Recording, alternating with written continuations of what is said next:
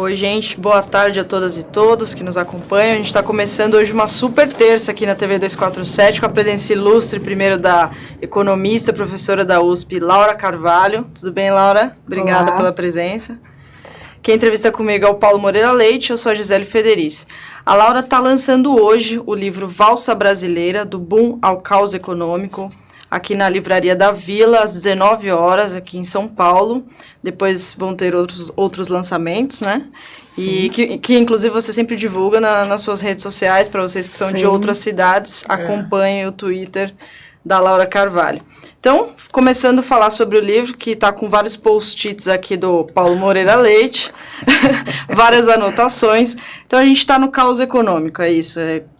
Essa semana, o governo Temer fez um slogan que virou piada, que era: o Brasil voltou 20 anos em 2, né? É mais ou menos isso, tirando a vírgula.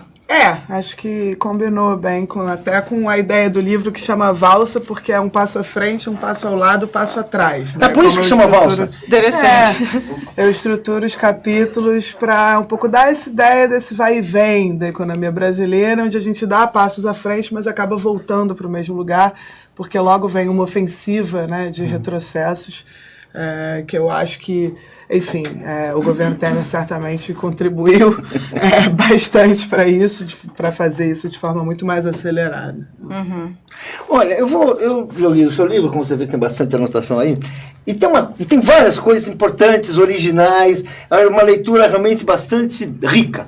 Eu queria começar por uma questão aí, para você explicar, que é o milagrinho. Uma coisa que você fala no livro, você fala que nós vivemos um milagrinho, e ao contrário de que uma pessoa podia pensar que seria uma coisa ruim, não, esse milagrinho foi bom. Então, o que foi esse milagrinho? Fala um pouco aí, porque o período dos anos Lula é mais ou menos o que ela chama de milagrinho. Então, vamos ver assim para a gente entender isso. Não, na verdade, eu acho que esse período, né, de taxas de crescimento mais altas, com alguma redução da desigualdade, sobretudo na base da pirâmide de distribuição de renda, né, que é o que eu tento enfatizar, ele contou, claro, com um cenário externo favorável. Então, ele né, foi caracterizado por ter alguma facilidade, vamos dizer assim, de enfrentar determinados problemas e carências históricas que a gente tinha no Brasil e que estamos voltando a ter, sem gerar maior dívida pública, sem gerar inflação mais alta, sem ter que enfrentar o grande capital, vamos dizer assim, sem ter que fazer muitos conflitos, entrar em muitos conflitos por causa desse cenário externo.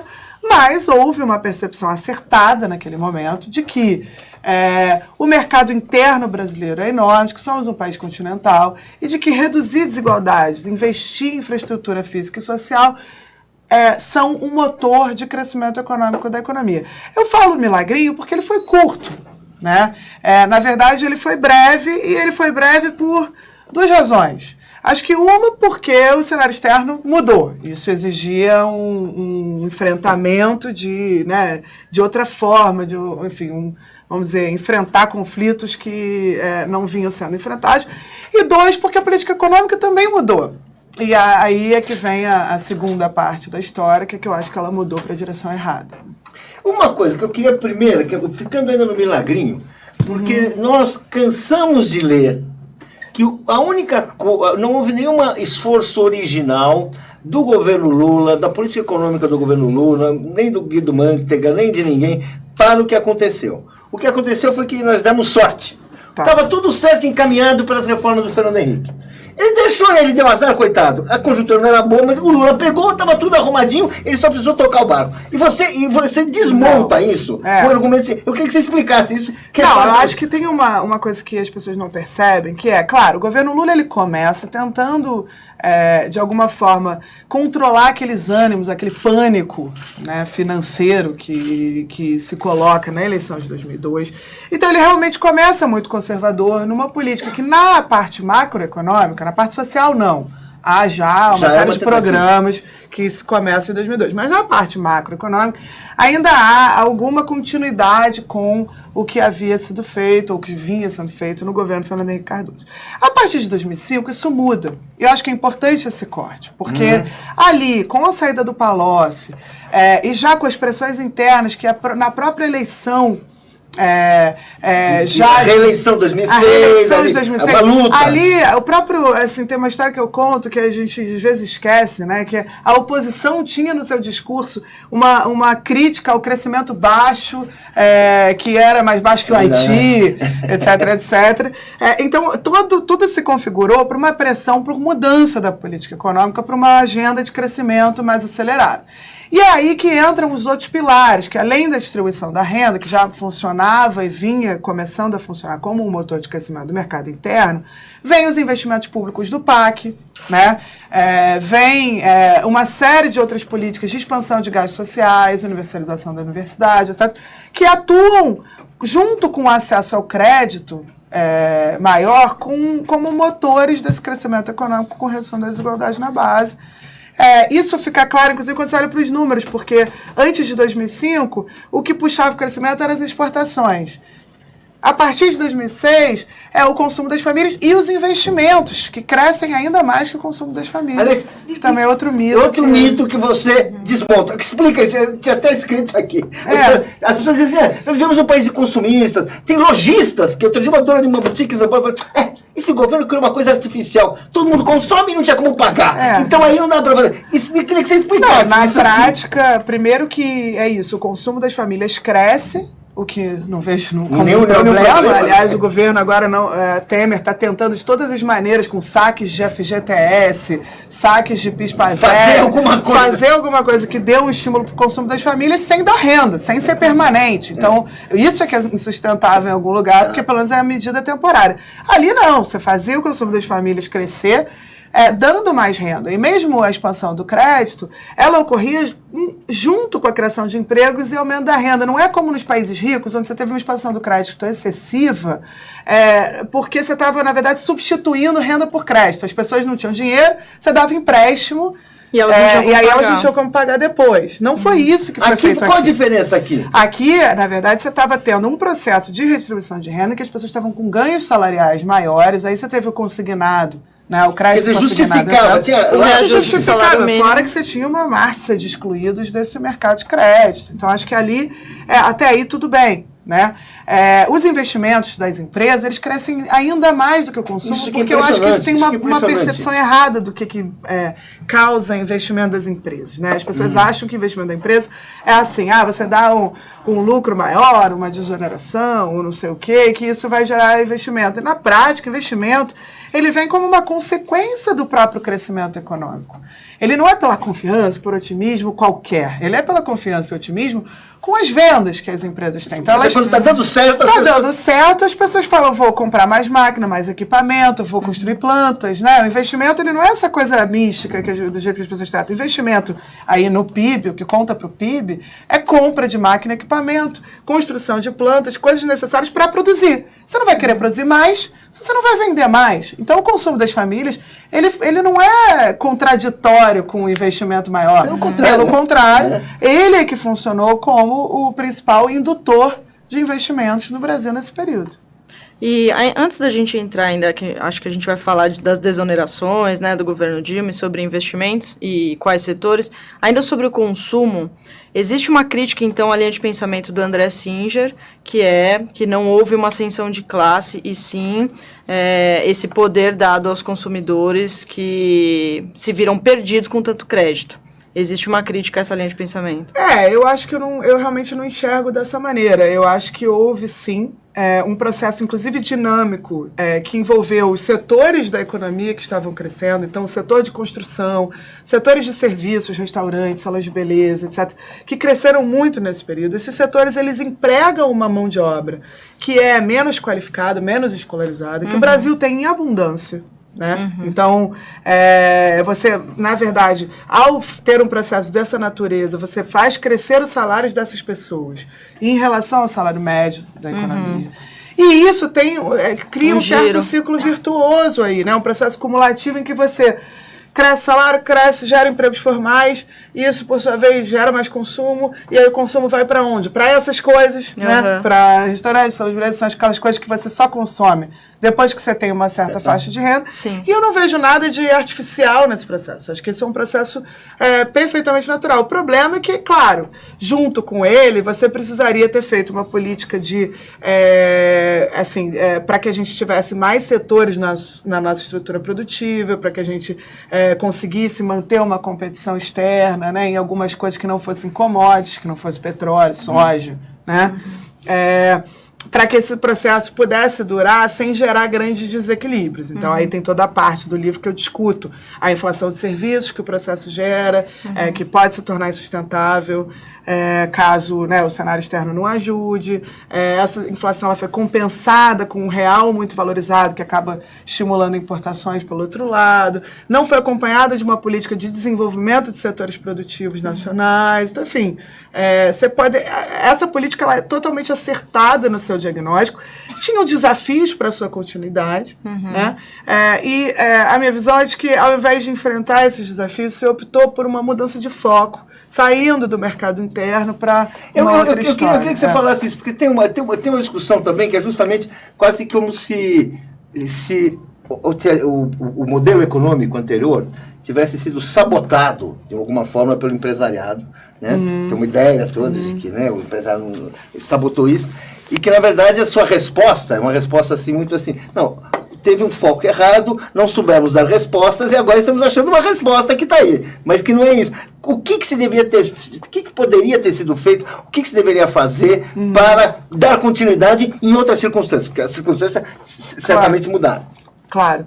Olha, ali naquele momento, eu acho que, por exemplo, a própria reforma tributária, ela poderia ter dado uma ajuda a continuar tendo esse efeito positivo do processo de redistribuição de renda, fazendo a redistribuição do topo para a base. Porque no momento que você se mantém ali, né, nessa ideia de redistribuir renda só pela base, isso gera um custo maior também. Porque imagina, o Estado arrecada já concentrando a renda. A tarefa de redistribuir renda via gasto, ela se torna um pouco quixotesca, porque você, no fundo, está só neutralizando. Então, assim, eu acho que tinham coisas, sim, que poderiam ser feitas. Além da reforma tributária, continuar expandindo o investimento público, né? Expandindo o investimento público de forma até mais consciente do que era feito, porque a gente sabe que o PAC também tem problemas quando você vai olhar para a questão da mobilidade urbana, para como que resolveu realmente os problemas das cidades. Então, tinha muita coisa ainda para ser feito que exigia uma continuidade nessa expansão. E, na prática, o que se fez foi estagnar os investimentos públicos a partir de 2011, apostar numa estratégia de incentivar o setor privado indiretamente por meio de coisas que aumentassem suas margens de lucro. Né? Que era aí, você fala da desoneração. Desonerações, o próprio crédito subsidiado, a própria ideia de desvalorizar o real também muito rapidamente para tentar dar competitividade à indústria, a redução de tarifas energéticas, que a própria Fiesp demandava, né, mas que a gente sabe que depois, em 2015, tiveram que ser reajustadas, gerando aquele choque enorme. Então, uma série de medidas que eram demandadas pelo setor industrial, representadas pela Fiesp e por... Você chama agenda Fiesp, né? Eu chamo isso de agenda Fiesp. Que aliás é um bom nome, né? Um bom nome pra... É bom porque dá nome aos bois, né? Porque fica essa história de que é o desenvolvimentismo. Na verdade, era uma demanda ali do... Na verdade, se atendeu a um programa que se imaginou que se estava construindo uma base política, né? Junto com esses setores industriais, que tinha apoio até de algumas entidades sindicais, e que, na prática, eu acho que tinha um erro de diagnóstico. Primeiro, porque você não percebeu que o cenário externo estava virando. Então, claro que tem um lado... Assim como antes teve um pouquinho de sorte, depois teve azar. Né? O problema é que não é só isso. Né? E você acabou optando por uma estratégia que vamos desvalorizar o real, porque a gente vai exportar e desenvolver a indústria, etc, etc. Na prática, você entra numa crise europeia, o comércio mundial despenca, e você continua insistindo nesses mecanismos de dar lucratividade que hoje em dia a própria presidente Dilma tem feito uma autocrítica, né? Falando, não, eu dei tudo isso, essas exonerações, etc. Eles embolsaram, virou lucro, não se tornou investimento. E por que não se tornou? Aí eu acho que não é só político, acho que tem um erro de diagnóstico macroeconômico. O erro é você achar que empresário investe porque tem taxa de lucro maior. O empresário não investe porque tem taxa de lucro maior. O empresário investe quando tem demanda maior. Se você está em pleno processo de desaceleração, você tem que fazer coisa para estimular a demanda diretamente, os empresários seguem. Você não faz coisa para os empresários. Você acha que tem que ter voltado investimento público forte? Sim, ali? acho que ali tinha que ter investimento público em vez de desoneração. Eu acho que ali você teve também toda uma política via crédito, que no momento da desaceleração as empresas já muito endividadas não estavam querendo tomar crédito. Então, estavam cortando seus investimentos para pagar a dívida. Então, não adianta você ficar tentando... Que eles não vão. Que eles não vão, né? Eu acho que teve um problema de que reduziu-se a taxa de juros também muito rapidamente, sem criar as condições para tal. A inflação, então, acelera. Isso ajuda a comer os ganhos dos salários que vinham dinamizando o consumo das famílias. Então, até isso você perde com a inflação cada vez maior. E, ainda por cima, você... Na verdade, você abandona o pilar do investimento fazendo um ajuste fiscal em 2011. Que as pessoas não lembram. Lembre-nos, porque isso é importante. Em 2011, houve um ajuste fiscal fortíssimo, mais forte que o de 2015, baseado em cortes de investimento público, que, na verdade, faz com que os investimentos públicos que vinham expandindo mais de 10% ao ano despenquem e subam de novo a partir de 2013, 2014, chegando mais ou menos no patamar que tinham no fim do governo Lula. Ou seja, em termos gerais, 2011, 2014, você tem um vale e no final você está com o mesmo patamar de investimento. Então isso deixa de atuar como um pilar de crescimento, ao mesmo tempo em que o resto do mundo também não estava ajudando. A consumo das famílias então você vai entrando numa espiral negativa e gerando custos fiscais enormes com essa tentativa de, então vamos dar mais lucratividade para o empresário, Achando que ele investir. Não, e esperando um retorno como se fosse uma promessa, né? Claro. Porque não tinha nenhuma base que garantisse esse retorno. Se eu sou empresário, por que eu vou comprar mais máquina se eu estou com capacidade ociosa, se eu não estou usando nem as que eu tenho, entendeu? Na verdade, vai ter demissão, né? Então, eu acho que tem um erro um pouco macroeconômico. E tem um erro também que acho que tem a ver com uma coisa, que é o seguinte. O desenvolvimentismo dos anos 70, 60 e do pós-guerra no Brasil, né, na América Latina em geral, contava com instrumentos para a promoção de setores diferentes, do tipo tarifas de importação, câmbios diferenciados, taxa de câmbio diferenciada, uma série de instrumentos que hoje em dia a Organização Mundial do Comércio não permite, depois de um processo de liberalização e abertura. Isso fez não permite isso aí, portanto, dar menos opções para os governos de países como o Brasil. Exato. Vamos entender o que é a realidade. Dá menos opções para países que não têm uma indústria. Fecha o mercado para você. Exatamente. E o fato é que aí, diante dessas imposições, ao invés de se voltar para o mercado interno, que é o que eu acho que a gente tem que fazer, há uma tentativa de continuar usando outros instrumentos que hoje ainda estão disponíveis para tentar aquela mesma coisa, que é proteger indústrias, vamos supor, daquela estrutura industrial dos anos 70. Então, automobilística, linha branca, as coisas que a gente tinha lá, né, que continua tendo um pouco. Qual o problema disso? Você fica usando esses instrumentos atuais, que é desvalorizar o real, fazendo exoneração, crédito, que é o que sobrou. Né? Eu entendo porque foi feito, porque é o que sobrou, mas na prática essas coisas têm um custo muito maior do que aquilo que a gente tinha. Então essas coisas têm que ser utilizadas com muito mais cautela e inteligência. Eu acho que não tem que ser muito utilizadas, para falar a verdade. Eu acho que tem que se partir para uma ideia, que é até o que os chineses fizeram nos últimos tempos, que é ou o Estado investe direto, ou esse negócio não vai dar certo, entendeu? As indústrias, elas são mobilizadas quando o Estado investe direto. Então, se o Estado investe em saneamento, complexo da saúde, mobilidade urbana, sempre você vai ter setores produtivos em torno desses eixos que você vai desenvolver, locais, nacionais, de micro, pequena e média empresa, entendeu? Você tem como ter uma política de desenvolvimento produtivo que não seja uma política que tenha a preservação dos setores da indústria dos anos 70 como o fim principal, o objetivo da política econômica. Eu acho que isso se esgotou e a agenda Fiesp ela mostra um pouco como que isso se esgotou. Que país você vê como exemplo que investe nos setores que você acha que são fundamentais? A própria China, mas a China tem outros problemas, né? Então, veja, é uma política um pouco especial. Mas eu acho o seguinte, eu acho que todos os países do pós-guerra, todos os países no pós-guerra, quando se construíram os estados de bem-estar social europeus, eles, na verdade, cresceram muito por isso. Porque você estava usando investimento na provisão de serviços públicos, na construção de redes de malha de transporte urbano, todos aquele período glorioso do Os capitalismo. 30 anos gloriosos que chamam, né? Eles eram muito mais investimentos em áreas, bens públicos, serviços públicos, né, na construção desse estado de bem-estar social, que envolviam, então, uma série de setores. Claro que, em parte, também teve a guerra fazendo isso, antes, né? Depois a guerra acabou. Mas depois que a guerra acabou, quando havia a própria Guerra Fria ali, o Plano Marshall, no fundo era isso. Você usava para isso. Então, assim, depois é que você passou a entender que isso não era bom. E aí, agora, os próprios países ricos, se você for olhar para o programa do Bernie Sanders nos Estados Unidos, Jeremy Corbyn no Reino Unido, né? Os centros do capitalismo financeiro mundial estão entendendo que um grande programa de investimento público, infraestrutura, física e social, tem que ser o eixo, junto com uma reforma tributária de qualquer vamos falar assim, essa é a discussão moderna, atualizada do capitalismo hoje. É essa a discussão. Não Eu acho que sim, se percebeu não é a discussão, essa discussão que ainda estão fazendo no Brasil de cortes, de austeridade.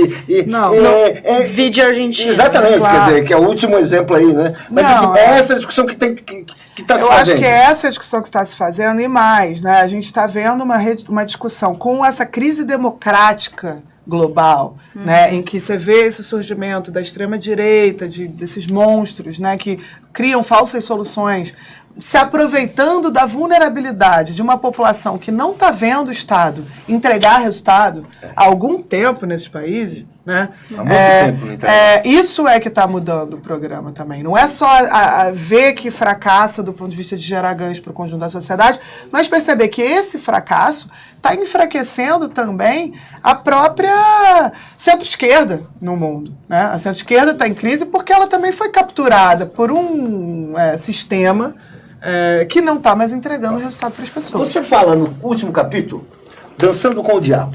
Justamente você está falando isso. com a centro-esquerda, você está falando justamente.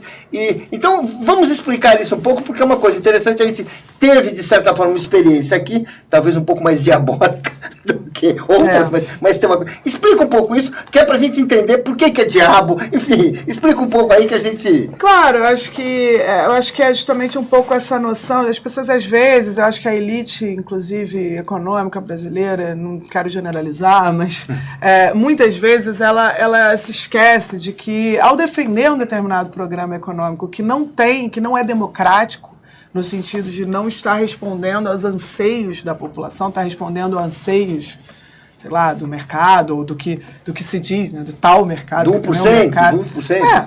Eu acho que ao não perceber que, por exemplo, cobrar uma política de ajuste fiscal que venha inteiramente no corte de gastos sociais e investimentos públicos e não venha com um aumento de imposto sobre os mais ricos que não pagam imposto, né? Ao defender esse tipo de agenda, você está gerando um caos social, você está gerando uma vulnerabilidade de tal grau numa sociedade já tão desigual como a nossa, que você tem impacto não só você acaba perdendo as eleições também, porque não é o status quo financista que se beneficia da situação de desespero das pessoas. Né?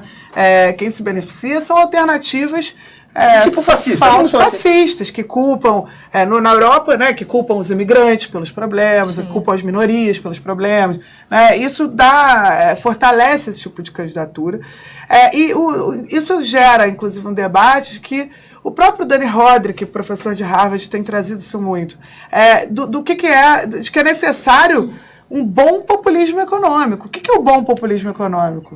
Veja, professor de Harvard está falando a palavra populismo, deixou de ser vista como o grande vilão. Na verdade, o populismo econômico é, na prática, uma economia voltada para a sociedade, que atenda a demandas democráticas, porque a economia ela foi indo tão para um caminho de fazer as escolhas pela sociedade, ao invés de viabilizar as escolhas da sociedade, que a gente entrou nessa dança aí com o diabo, que no fundo olha, você cria riscos, você cria inclusive violência urbana, né? Você cria coisas que atingem essa mesma elite, que vai para a Europa e acha que ali as coisas estão bem, etc, etc, não percebem que as coisas ali estão cada vez piores, mas ainda estão bem, porque ainda tem uma rede de proteção social muito maior do que a nossa. Ainda não foi feito, né? Ainda tem um sistema de saúde pública universal, de educação pública universal e gratuita, ou seja, coisas que as pessoas no Brasil, a grande, imensa maioria quer, mostrou isso, não só nas urnas, mas em diversas pesquisas de opinião que tratam desse assunto,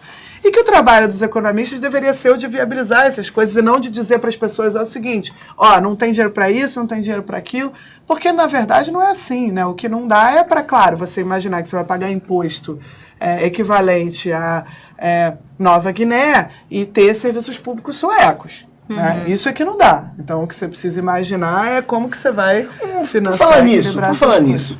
Eu lembro de... você fala de 2013 e você tem uma interpretação um pouco original de 2013. Muita gente acha que 2013... Foi esse horror. Eu quero saber, qual é a tua interpretação de 2013? Pelo que eu me lembro, em 2013 você tem uma classe média que está sendo achatada. Essa classe média que vai para a rua... Qual que é? Como é que você vê isso? Assim? Olha, eu acho o seguinte, você tem que separar também, porque eu acho que esse movimento ele tem muita coisa ali, muita né? Misturada. E também vai mudando no tempo, conforme a mídia vai, a grande mídia vai dando corda para uma adotando abordagem. uma parte, adota outra, glamoriza um lado. E conforme se afasta também do período, né? Aí vão tendo mais Mas eu acho ruim a interpretação de que aquilo ali é necessariamente uma elite que quer, né, que reduz aquele movimento a uma elite que quer depor e que é golpista e que é tal. Eu não acho que era isso. De origem. Não, eu acho que até, claro, o movimento é capturado por essa elite econômica e golpista. Mas no início, eu acho que tinha, claro, uma insatisfação crescente, até em camadas populares, porque a classe média, no sentido de intermediária ali na muito interessante que você fala disso aí. Ela não é classe média no sentido classe média europeia, de padrão de vida. O que a gente acha que é classe média, na verdade, é a grande elite aqui, né?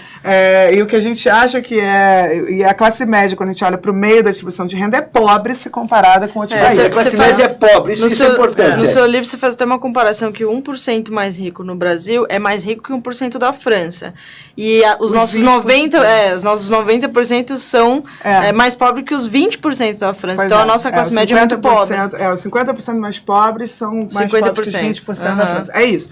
Então, essa turma, o que acontece? Esses são os que não... Eles ganharam durante os anos do 2000, etc. Mas não ganharam tanto... Eles não ganharam tanto quanto os de baixo. E não ganharam tanto quanto os de cima. Certo. Isso fez com que, em termos relativos, eles perdessem participação na renda nacional. Eles foram os principais derrotados do processo. Não quer dizer que eles não tenham ganho algo, mas eles ganharam menos. E quando a desaceleração começa a vir, aí eles deixam de ganhar. Que aí já não é ganharam menos, aí realmente eles deixam de ganhar. E aí vai ficando mais nítido, porque é isso, quando a desaceleração vem, esses conflitos distributivos entre as classes sobre a renda nacional vão ficando mais exacerbados, acirrados. Começou a cortar as coisas, né? E aí, enfim, aí eles já começam a se incomodar com preços mais caros de determinadas coisas. Então, veja, isso já começa a gerar uma insatisfação que eu acho que contribui para a rejeição cada vez maior e desaprovação cada vez maior do governo Dilma, que no início é muito popular e que vai perdendo popularidade. Né? E você concorda que existe também um incômodo com a aproximação da classe menos favorecida para a ascensão? Mas só que essa classe menos favorecida... É porque, em geral, quando você está falando, né, quando você vê sociólogos, você está falando dessa classe do meio, parece que essa classe do meio tá incomodada que o pobre está indo no aeroporto. Só que não, essa classe do meio é pobre. Sim. Ela estava indo para o aeroporto. Era ela que estava indo para o aeroporto. Então, não é aquele de baixo que estava no Bolsa Família. Aquele do Bolsa Família não estava indo para o aeroporto. Então, às vezes, acho que tem muita confusão também na forma como as pessoas estão tratando. Sim. Porque a gente não sabem quem é o Brasil, nas camadas, a gente chama de a gente não tem ideia de que, na verdade, aquilo que você acha que é o 10%, na verdade é o 1%. Aquilo que você acha que é o 1%, na verdade é o 0,1%. E aquilo que você acha que é a classe média, que é a classe, sei lá, popular, na verdade, é intermediária, porque a miserável mesmo A gente nem vê, né? nas grandes cidades, grandes capitais do país, você vê muito raramente. Então, é aí que mora um pouco do problema nas interpretações. Acho que a tentativa aí também de esclarecer. Você fala uma coisa, exatamente, é muito interessante esse livro, porque tem muita coisa inesperada, surpreendente. Por exemplo, uma crítica que eu já vi é que o governo Lula, o governo Dilma, agradou muito, foi muito voltado para o que os estudiosos chamam de aristocracia operária. Sim. Que cuidou da aristocracia operária e tal. E você mostra que, na verdade, quem lhe cuidou foi do povoléu ali, dos chamados precários, dos que não têm. Ele cuidou, assim, ele deu respostas à miséria. Que aliás. Então, porque ao dar essa resposta à miséria, ele é uma novidade grande, é uma coisa. Né? Claro, e é algo extremamente urgente. Pois é, então, e era o que tinha de mais urgente. Exatamente, então. Era o que tinha de mais urgente. E isso gera também esse descontentamento. Mas gera, exato, porque eu acho que é isso aí, quem ia enfim, aí você tem um lado que é o seguinte, a renda dos de baixo vai crescendo dentro do mercado de trabalho, né? Então o garçom vai ganhando mais, o cabeleireiro vai ganhando mais. Então, assim, você vai vendo alguns salários das pessoas que estavam na margem crescendo. Isso incomoda quem? Quem utiliza, quem vai ao restaurante, quem usa o cabeleireiro, que está falando, nossa, a inflação, essa inflação e tal. Na verdade, o preço do restaurante, o preço do cabeleireiro e do corte de cabelo aumentava porque a renda daquelas pessoas estava aumentando. O que, em tese, né, aquilo que é inflação para um é renda para outro. Né? E a inflação é um fenômeno. Bom aprendizado, aprendendo. Então, às vezes, o que você tem que olhar é para cada processo inflacionário e ver quem que está ganhando e quem que está perdendo. Né? Porque todo processo inflacionário quem ganha e quem perde. Às vezes quem perde é quem não pode perder de jeito nenhum. Às vezes quem perde é quem pode perder. Então, o problema é menor, né? Exato. O problema é que aí, claro, você não pode deixar isso se alastrar para também todos os preços da economia, porque a gente tem uma memória inflacionária, um trauma tão grande inflacionário, que aí também oferece algumas soluções para tentar, inclusive, fazer com que a gente não tenha essa propagação tão forte de quando você tem uma inflação, isso ir para outros preços, né? Agora, processo inflacionário, a gente está vendo agora que o governo Temer está dizendo que está bom. Por que ele não é bom? E é curioso, porque eu acho que o governo Temer, se ele serve a alguma coisa, é para mostrar assim, como você consegue rapidamente reverter. Ele funciona quase que como um espelho desse processo dos anos 2000. Então, quem está perdendo mais com essa crise? Justamente esses trabalhadores da margem, que não poderiam perder de que tinham ganhado, que tinham finalmente conquistado alguma coisa. Esses são os primeiros que já foram de cara retirados da economia e voltaram para a situação de completa vulnerabilidade, né? Então, a crise, ela gera desigualdade, ela está basicamente revertendo aqueles ganhos que a gente teve, pequenos, modestos, mas significativos para muita gente. Para quem recebeu, é importante. Então, é isso que você está revertendo. E eu acho que a inflação mais baixa, ela também é o espelho daquela inflação, não a última, que tem inflação de todo tipo aí nesse período, né? Tem uma inflação no governo Dilma, por exemplo, que é um choque de tarifas energéticas que gera em 2015, junto com o real mais desvalorizado por conta de um cenário externo, enfim, cada hora é uma coisa. Mas a inflação ali da metade, que começa em meados dos anos 2000 e dura até meados dos anos 2010, vamos dizer, 2013, 2014, ela é uma inflação, sobretudo, de serviços que era gerada por esse processo de distribuição de renda. O que a gente vê agora? Claro, os choques dissiparam-se, aqueles choques que a gente tinha em 2015, o câmbio, né, o real se valorizou, agora pode ser que a gente sofra um novo choque, mas por enquanto ainda não bateu tão fortemente. E aí você teve esse desemprego altíssimo, com salários que deixaram de crescer, né? A geração de empregos, ela continua sendo restrita a conta própria, né? Empregos precários, então não há geração informal de empregos. Então, aqueles trabalhadores justamente da construção, dos serviços, continuam desempregados. Que eram os trabalhadores que que eram os grandes beneficiários e que temos em abundância, porque não oferecemos também um processo de educação básica ainda que conseguisse transformar a nossa mão de obra em escolarizados. Né?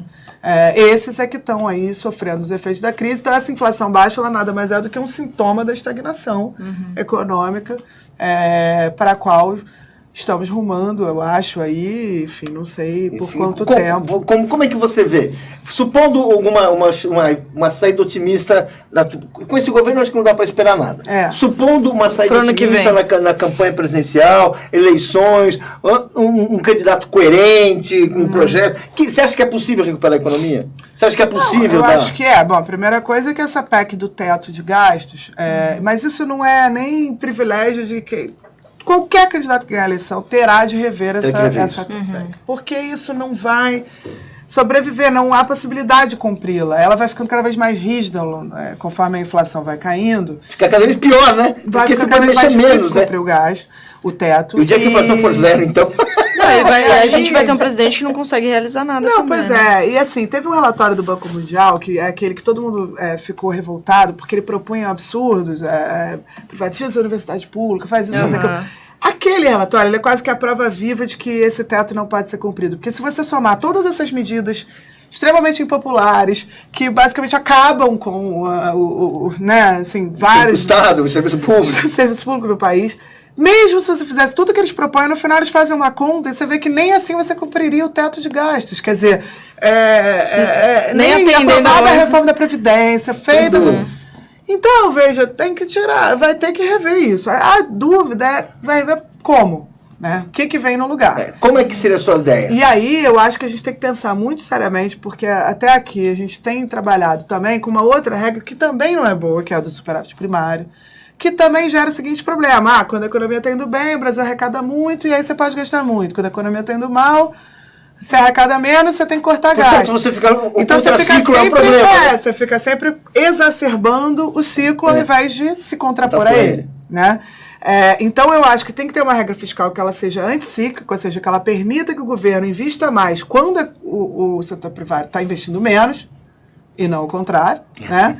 Para puxar a economia dessa crise, o que implica, né, aí tem várias possibilidades que estão na mesa, né? Uma regra para o crescimento de gastos, mas que não seja de crescimento zero de gastos, como essa PEC, possibilidades de bandas em torno do superávit primário, como funciona o regime de meta de inflação, que você tem uma tolerância para cima e para baixo que te permita, na verdade, ao se deparar com uma recessão, com um choque... Vamos pegar. Ninguém quer isso, né? Ninguém quer isso. Porque na prática o que acontece é que essa regra está aí e no final das contas ela não serve de nada. Você tem a superávit primária, você tem que ficar reduzindo. A cada hora você vai para o Congresso para pedir para reduzir a meta, porque você não consegue cumprir porque frustra receitas. Então, veja, esse regime fiscal realmente... Ele é péssimo, mas o novo regime fiscal, que é esse da PEC do teto, também é. Então, aí eu ofereço algumas saídas alternativas, mas eu acho que há outras até que envolvem conferir alguma flexibilidade e, sobretudo, tirar todo o peso do investimento público na hora dos ajustes. Porque o que acontece hoje é que na hora que você tem uma situação pior de arrecadação, você corta tudo nos investimentos, que são extremamente importantes, não só para a gente superar nossas carências, mas para gerar emprego, renda e retomada. Uma coisa que você fala, que é um dado impressionante que tem aqui no livro, que eu anotei também aqui, é o seguinte, 0,1% da população capturou 68% do crescimento da renda. Isso assim isso é o Brasil. Isso é o Brasil. E é uma coisa que assim, vamos dizer assim, por que assim é tão espantoso esse número? Assim, fica espantoso assim, 68% parece quase tudo. Esse dado, inclusive, é do Mark Morgan, que é o discípulo do Piketty, que está fazendo todos os, enfim, compilando essa base de dados. É muito interessante o trabalho dele, ele mostra isso.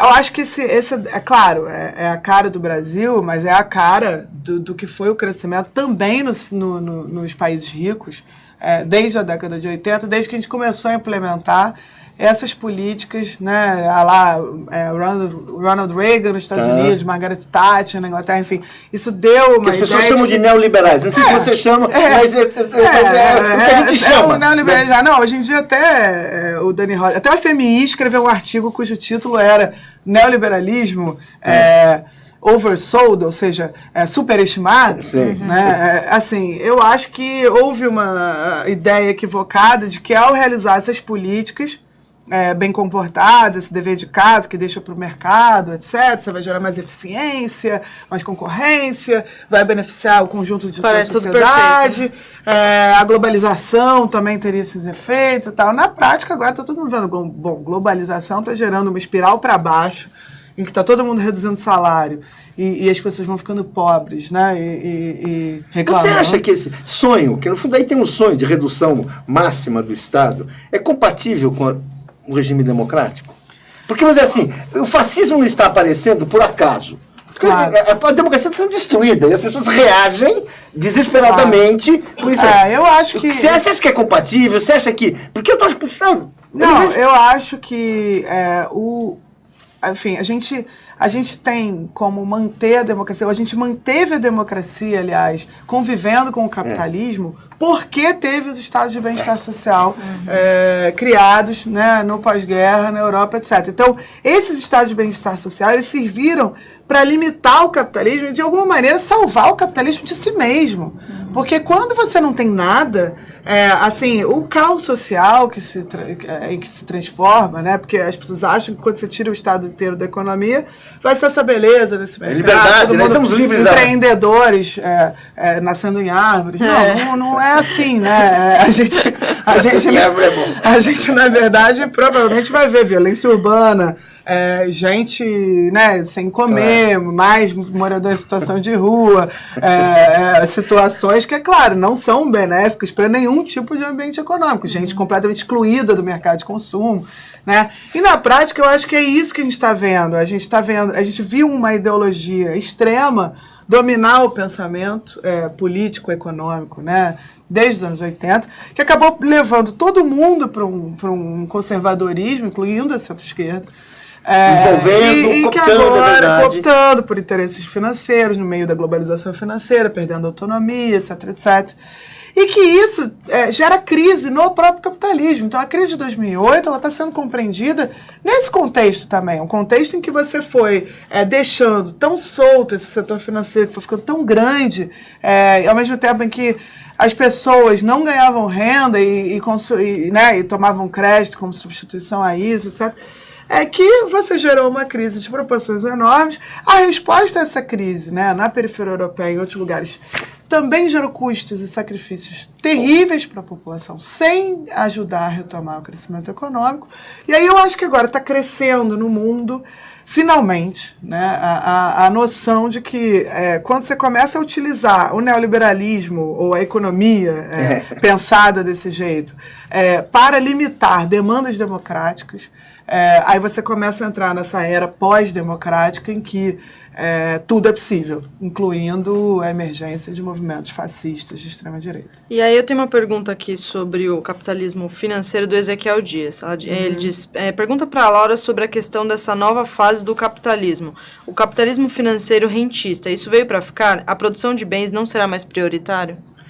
Olha, eu acho que isso já não é um processo novo, né? A gente já está vendo um aumento do domínio, né, do capitalismo financeiro sobre os países e os governos há algum tempo. A gente tem, agora, eu acho, uma compreensão melhor disso. Então, o próprio FMI, organismos que antigamente viam que a globalização financeira só vinha para ajudar. Então, em tese, isso ia gerar investimentos produtivos e canalizar dinheiro para quem precisa investir, etc, etc. Acho que agora, né, há um paper de pesquisadores de FMI que diz isso. Olha, acho que a gente talvez tenha superestimado um pouco os efeitos benéficos desse negócio. Na prática, esses capitais especulativos que entram e saem dos países não estão ajudando nada do ponto de vista do investimento em capital produtivo. Eles precisam ser regulados, precisa haver controles desse tipo de capital, que é aquele que entra no mesmo dia para sair, que vai para lá, que causa volatilidade, que dá vulnerabilidade. Então, eu acho que assim, eu gosto de acreditar que, apesar do Brasil estar um pouco na contramão nessa compreensão. Acho que aqui, pelo fato de a gente ter tido governos que fizeram algo para redistribuir renda, parece que a culpa da crise é da redistribuição de renda, né? Então está todo mundo se aproveitando e usando essa crise como oportunidade para tentar dar ainda mais poder para esse capital financeiro.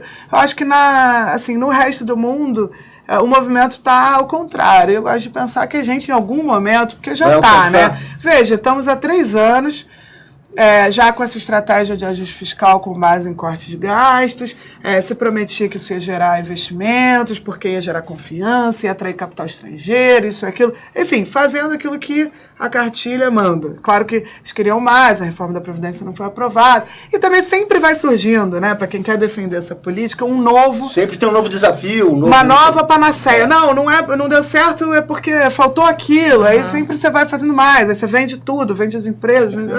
Em algum momento, eu espero que as pessoas percebam, olha, falta pretexto aqui para, em algum momento, as pessoas continuar com percebendo que a coisa não funciona enquanto agenda.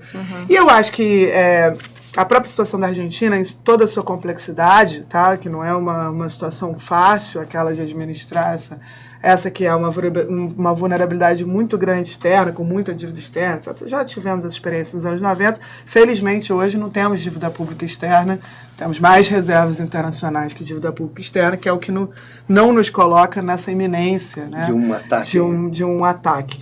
Agora, o que a gente viu, né, ao longo desse tempo aqui, que a gente viu na Argentina, é que essas soluções fáceis, né, faz esse dever de casa, tira o Estado, etc. Que isso resolve. Bom, se fosse assim, por que em todos os países do mundo tem ou problema de desigualdade, ou de dívida pública fora de controle, ou, em geral, uma combinação, desemprego elevado, né? Em geral, uma combinação de todas essas coisas. Né? Se fosse só seguir um manual, provavelmente a gente teria um monte de cases de sucesso, porque esse manual a gente já aprendeu, né? A equidade acaba vindo do Estado, né? Pois é. Então, acho que tá na cara que é um pouco mais complexo que isso. Eu acho que também é mais complexo do que as visões que também atribuem tudo à política. Então, é sempre um boicote, ou é sempre um...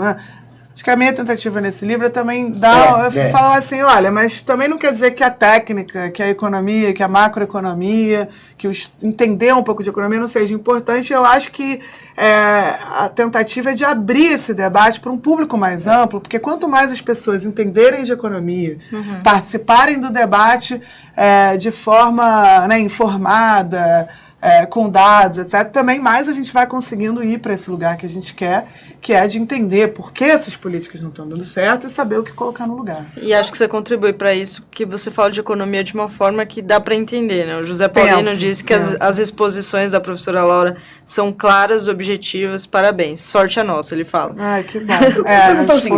Falam muito sobre Portugal, sobre aquela geringonça. Sim. A geringonça, assim, a gente pode falar que é uma... cópia.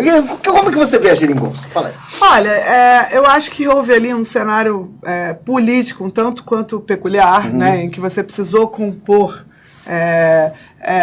o governo, né, tanto com o partido que já da centro-esquerda tradicional, quanto com o PS português, quanto com o Bloco de Esquerda, que era o partido que vinha com propostas mais radicais, mas radicais no bom sentido, a meu ver, que eram propostas anti-austeridade, tentando mostrar que esse caminho, né, de cortar gastos, salários, etc. E Portugal foi um cortes duros, né? Duríssimos. Então, acho que até a participação do Bloco de Esquerda nessa geringonça, como eles passaram a chamar, que fez com que se mudasse, com que o discurso da política econômica, não só o discurso, mas a prática, em boa parte, não em tudo, mas em boa parte, tenha ido para o lugar de sair desse discurso, sair do discurso da austeridade, vamos cortar salários, pensões, isso, aquilo, outro, gastos, investimentos, e tentar fazer um outro discurso positivo, de agenda de crescimento econômico, de desigualdade, redução da desigualdade. E na prática, isso foi recebido de início com muito temor pelos organismos financeiros internacionais, pelo FMI e afins, né? The Economist, Financial Times, todo mundo estava preocupado disso, falando, não, esse déficit público português vai explodir. O que aconteceu na prática? O déficit público português é o menor da história democrática de Portugal desde 74. E aí eu acho que o milagre é, em parte, você parar com esse processo de redução de salário, porque o que a austeridade faz na prática? Eleva o desemprego para reduzir salário como maneira de tentar... relançar, né? Então, isso a gente viu que não funcionou. É que ali, no caso português, tem umas outras características que também eles fizeram, que aí isso está gerando até conflito dentro da União Europeia, né? Porque eles ficaram atraindo, eles tentaram fazer política para atrair os super ricos para lá, que aí eu já não acho que é exatamente o mérito da política progressista, porque se todo país no mundo resolver atrair os super ricos, ninguém vai cobrar imposto dos super ricos, né? Que eu acho que é o que a gente, na verdade, deveria caminhar para fazer. A Kátia Marquines, e tem outras pessoas também, pediram sua opinião sobre a política econômica do Ciro. Do Ciro. Olha, eu acho assim, tem alguns pontos que eu convirjo muito com o diagnóstico dos economistas, vamos dizer, que estão em torno do Ciro. Acho que ali tem uma importância para a reforma tributária, também tem um discurso, pelo menos tinha, que agora está um pouco confuso isso, mas tinha um discurso anti-austeridade, ou pelo menos anti-ajuste fiscal por meio de cortes de investimentos públicos, que é onde a gente converge, tá? Onde eu divirjo é que eu acho que ali há naquele programa uma compreensão, ou pelo menos no que parece ser o programa, né? Uma compreensão de que reduzir a taxa de juros, né, que o Banco Central chegar e simplesmente reduzir a taxa de juros e deixar o real desvalorizar, vai permitir com que a gente tenha um processo de crescimento como foram os asiáticos tiveram nas últimas décadas. Mas nos anos 70 e 80, não agora. Né? Com o crescimento das exportações e desenvolvimento da indústria, etc, etc. Ele também fala de agronegócio e tal. Eu não acho que isso é uma boa estratégia de desenvolvimento para o Brasil. Então, as exportações têm um peso muito pequeno, como eu falei, na nossa economia. A gente é um país continental, e é um país continental que já parte de um nível de renda média muito mais alto do que daqueles países quando fizeram o seu processo de crescimento. De forma que, se a gente fosse querer agora entrar no mercado global, em guerra comercial com outros países, né, desvalorizar o real, primeiro que desvalorizar câmbio tem custo de salário, cai salário doméstico, né, então isso tem um custo, por quê?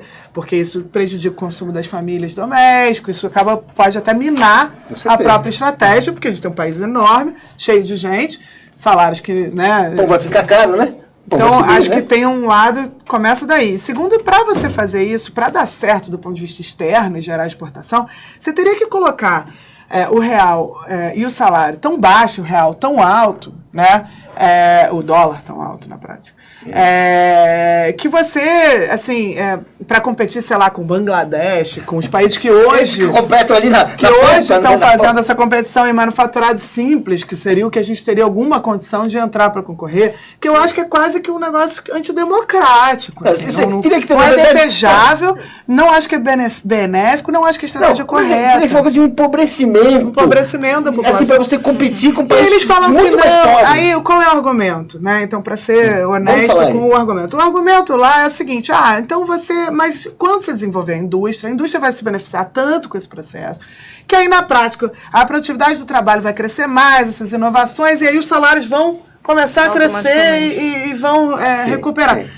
Olha, desculpa, mas eu nunca vi isso acontecer. Também acho que pode acontecer muitas outras coisas pelo meio do caminho. Pode não acontecer justamente essa, né? Essa, tenho muitas dúvidas e também não acho que dá para você pedir isso do trabalhor, né? De aceitar. Fazer um pacto de redução de gastos, de salários. É isso que nós estamos falando.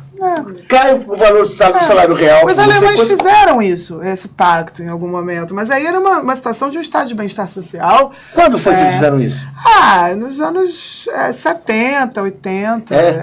Houve, enfim, o Bresser costuma falar muito desse pacto alemão. Sim. Eu acho que, assim, fizeram, mas primeiro fizeram e geraram um custo para a periferia europeia absurdo, porque fizeram, de alguma maneira, porque eles entraram numa estratégia de vamos exportar e os outros foram entrando em déficits constantes. Então, eu também acho que essa estratégia, ela pressupõe uma estratégia que o país vai fazer isso sozinho.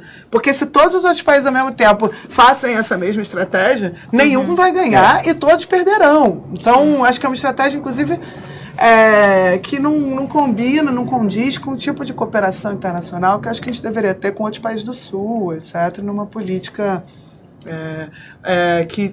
que use todo o estímulo possível para o nosso mercado interno. Então, que, na verdade, claro, não estou defendendo que o câmbio fique sobrevalorizado, que o real fique sobrevalorizado. Estou defendendo que a gente mantenha, né, as coisas de um jeito minimamente equilibrado e foque no nosso mercado interno e desenvolvimento desses setores, como eu falei, que estão em volta dos setores de serviços públicos, de bens públicos, que são aqueles para onde o Estado deveria direcionar. Você acha que aí está, vamos dizer assim, aí está a saída, vamos dizer assim? Acho é aí que está, não, porque vamos dizer assim, porque, né, vamos dizer assim, Não, é aí que está. E aí, só emendando, você está coordenando a equipe econômica do Boulos, né? A gente está chamando agora essa fazer uma curadoria aí. Consultoria, Consultoria? Eu sou uma consultora desse programa. Porque na prática, assim, não é que a gente organiza reuniões. No meu caso, eu nem estou participando dos outros eixos do programa, estou na parte de economia. A gente tem os economistas que eu vou chamando, inclusive especialistas em cada um dos temas.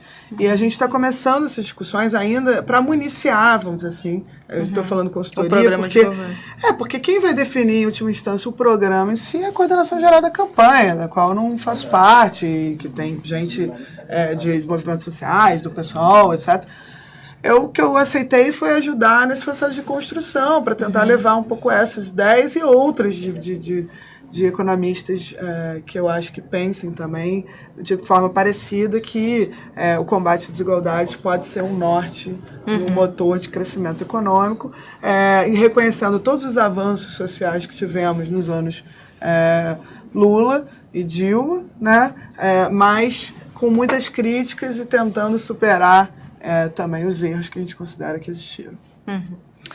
Gente, primeiro agradecer você, Laura, pela ótima entrevista, pelas longas explicações. E agradecer todo mundo que participou, que mandou comentário. Daqui a pouco a gente vai começar uma nova entrevista com o Marcelo Rubens Paiva, escritor. Fiquem por aí. Obrigada. Tchau, tchau. Tchau, tchau.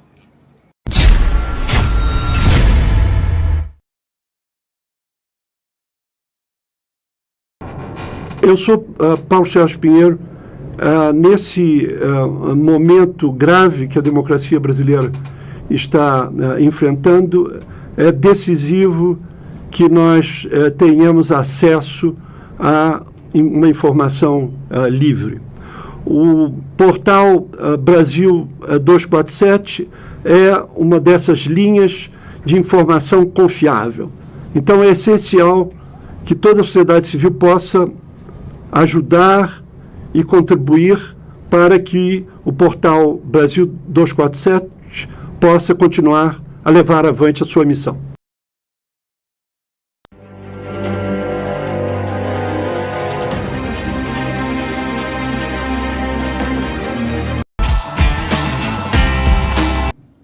Boa tarde a todas e todos. Hoje a gente está começando uma nova entrevista aqui com o grande escritor Marcelo Rubens Paiva. Quem entrevista comigo é o Paulo Moreira Leite, eu sou a Gisele Federici. Marcelo, brigadão aí pela presença. De nada. E a gente está com o livro dele que acabou de ser lançado, Orangotango Marxista. É um livro muito bem-humorado, que pelo olhar de um orangotango, ele faz críticas bem irônicas sobre os seres humanos, né? Ele cresceu num laboratório, foi usado pela ciência, e aí ele aprendeu a ler. Ele começou a gostar de Batman, de Darwin, de Marx, e aí ele foi levado para um zoológico, onde ele quer fazer a revolução, né? Ele quer colocar em prática tudo que ele aprendeu. E, bom, o que eu posso dizer é que é realmente muito divertido e crítico. Marcelo, eu queria saber primeiro, uma coisa que me deixou muito curiosa na leitura é de onde veio a inspiração, a maior inspiração de contar, de fazer uma análise sobre os seres humanos do ponto de vista de um animal. Eu acho que foi de uma observação que eu fiz em zoológico, num zoológico em Americana, que tem um zoológico até razoável. Tinha girafa que morreu, tinha um gorila que morreu, mas tem lá 2 leões, tem um casal de leões, tem uma onça, um tigre, tem hipopótamo, um filhinho de hipopótamo, é um zoológico completinho. E os macacos ficam em ilhotas, porque macaco não nada. E é uma cidade que não tem muito o que fazer, eu ficava horas lá. O único programa da cidade é ficar no zoológico, que era em frente à casa do meu sogro. Ainda. E E eu ficava lá, eu ficava ouvindo as pessoas comentando a ignorância das pessoas em relação aos animais. Animais assim, quer dizer, a onça rugia, as pessoas, olha lá o tigre rugindo. Eu ficava revoltado com aquilo, a onça, né? O patrimônio você brasileiro. fala do gato grande também, né? O gato grande? É um patrimônio brasileiro, aquele bicho lindo, rugindo, e as pessoas. E ao mesmo tempo é uma região em que vira e mexe aparecem onças, né? Sussuaranas, que é uma região muito próxima da Mata Atlântica, né? E estão vindo para as cidades, né? Elas estão invadindo o espaço do homem, né? E eu olhava aqueles macacos nos olhando, eu olhando os macacos, eu via que os macacos ficavam horas parados nos olhando. Eu percebi que a gente também era uma espécie de uma atração dos animais. Então ali havia um certo paradoxo, assim, de eles estarem em exibição e ao mesmo tempo nós sermos uma exibição para eles. E ficava olhando aqueles macacos, pensando, pô, esses bichos acompanharam algumas transformações do homem. Primeiro, que nós engordamos, né? Antigamente era tudo mais magro, né? Com essa industrialização do alimento, né? Depois, o advento do celular, né? Depois, assim, casais que vão lá, homens e mulheres que vão lá apenas para correr, fazer exercícios, que também é um lugar usado para as pessoas, né, se exercitar. Então, nem estou olhando o bicho, eu estou assim, com aquela cara de com a cara de assustada de gente que faz exercício, ou marchando, não sei o que, né, ignorando completamente os bichos, né? E eu comecei a pensar nisso, eu falei assim, caramba, como é que seria narrar um livro da opinião de um... Primeiro eu tinha pensado no chimpanzé, mas eu tenho um primo meu que é sociobiólogo e ele me contou que os orangotangos são mais inteligentes que os chimpanzés. Eles têm, apesar de serem símios de regiões completamente diferentes do globo, né? O chimpanzé é da África e o orangotango é da Ásia, nem se conheceram, eles foram separados na evolução. Conheceram nos zoológicos. Lá, 14 milhões de anos se conheceram no zoológico, e eles têm comportamento muito parecido. E foi daí até que o Darwin fez a conexão entre sermos todos parte de uma mesma espécie, né? De uma mesma espécie, não, de uma mesma árvore biológica, né? E de fato, né? Vem os Pangea, né? Não lembro o nome exatamente. Aí vai os orangotangos para um lado e vem para o outro lado gorila, homem, chimpanzé e o mobobo, que são os 4, 5 símios que existem, né? E o Darwin observou que o chimpanzé da Indonésia ele fazia ninhos para dormir exatamente da mesma forma que o chimpanzé da África. Portanto, se são animais que não se conhecem, como é que essa tecnologia foi passada, né? E aí que vem a teoria da evolução. Não foi exatamente só disso, né? Foram de várias outras coisas, como também cicatrização. Ele percebeu que a cicatrização de todos nós é igual, do chimpanzé, do homem, do gorila e do orangotango. Ele conversava muito com funcionários de zoológicos para saber comportamentos de animais. E daí que nasceu a teoria da evolução, junto com as observações que ele fez lá aqui no sul na América do Sul, né? Depois de navegar pelo Beagle, né? Então eu acabei misturando tudo. E o Darwin era um leitor de Marx, de Kant, de Hegel, porque todos moravam em Londres na mesma época.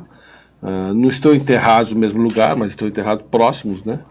O Darwin está em Westminster, na capela de Abadia. O Marx, eu não sei onde ele está. Você deve saber. Não sei. Você deveria saber. Deveria.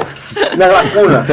Não, e você dá várias aulas de filosofia, assim, né? Passa por. Sim, e aí veio exatamente, eu imaginei eu pensei assim, então vou fazer um narrador, um orangotango. Bom, para fazer um narrador orangotango, ele tem que saber ler e escrever. Porque como é que vai narrar, né? Aí eu pensei assim, ele aprendeu a ler num laboratório, de uma faculdade, né? E quais livros teriam nesse laboratório? Eu imaginei aquela coleção Os Pensadores, sabe? Azul. E ele foi lendo assim, só que ele pulou ali. Aliás, ele parou nos existencialistas, né? Por que você me falou isso? Não? Já é a segunda pessoa que me fala isso. Não. Que engraçado. Não, estou encontrando você agora. A segunda pessoa que me fala isso. Mas eu quero saber por quê. Tem uma explicação por isso. Primeiro, ele foi dos pré-socráticos. E ele pulou pro marxismo, pro Kant. Porque senão não ia acabar, né? até você, o teu livro ia ficar... Agostinho, né? Maquiavel. Né? A Idade Média é meio sem graça, né? E aí eu fui de Aristóteles, né? Todo animal político, pro Marx, né? Fui puff, né? Dos dois filósofos que pensaram em política, né? Com raiz mesmo. Aí eu imaginei ele lendo essas coisas e se encantando e terminando em Marx, quando ele descobre que existe uma luta de classe, e que a revolução é possível, que a revolução só pode vir através do sangue, né? Da violência e da opressão do homem, e que a utopia existe, a utopia é possível, que aliás é uma descrição belíssima do Marx de utopia, né? Por que eu parei nos existencialistas? Porque eu fui existencialista. A minha escola filosófica preferida, aliás, era os existencialistas. Uma coisa um pouco da nossa geração. Sartre, Kafka, Camus, né? Porque é uma coisa meio assim que não te dá esperança nenhuma, entendeu? Você só, simplesmente, a tua vida não tem sentido, em grosso modo, né? Apesar do Sartre ser um marxista, ele até ajudou a financiar grupos de luta armada em vários países, inclusive a LN brasileira, através do Aloysio Nunes Ferreira, que era o agente do Marighella lá em Paris. Olha. O ministro Aloysio, motorista. Né? Ele era marxista, mas é uma filosofia que não dá muita esperança ao homem, entendeu? Então eu queria uma coisa que desse esperança àquele orangotango, coitado, sabe? Para motivar a revolução. Só faltava ler esse aprisionado, ele ainda ter dado os existencialistas para ele ler, aí ele não saía do lugar, né? E aí ele bola um plano que você leu, é um plano de uma grande revolução no zoológico. Ele fala bastante da classe opressora também, que é muito interessante e muito atual. Ele se identifica um pouco com essa...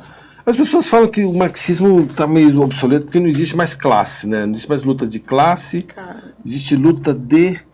Tem uma expressão que eles estão usando agora, os que negam o marxismo. Não existe mais, porque não existem mais classes, né? O homem agora tem né? O homem agora é um empreendedor, é um próprio... Não, mas aí, vamos dizer assim, essa visão, essas tentativas de rever o marxismo, dizendo que as classes acabaram, é meio eterna, né? É furada, né? É furada, porque vamos dizer assim, as classes estão aí, elas se desorganizam, elas perdem força. Mas falar que acabaram as classes é só olhar para cima. Tem uma classe que nos domina como nunca dominou, né? E cada vez mais. Cada vez mais. E a cada teoria vez mais. da pirâmide está cada vez se conformando, quer dizer, milionários e bilionários. Tem muita miséria. No tempo do Marx, a gente vê até aquele filme Jovem Marx, os trabalhadores pareciam os nossos trabalhadores de hoje. Era uma miséria, um absurdo, né?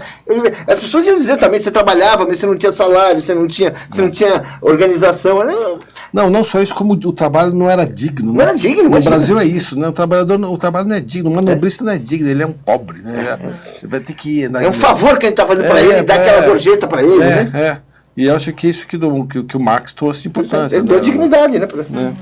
Agora, eu queria fazer uma coisa, eu queria me meter. Eu não li o livro, porque eu fiquei lendo um outro livro dele, maravilhoso. Ainda estou aqui. Que ele é citado. Não é por isso que eu estou lendo. Não é por isso que eu estou lendo. Mas também um pouquinho, né? Para ver se estava citado corretamente. E foi citado corretamente? Corretamente. Muito generosamente, inclusive.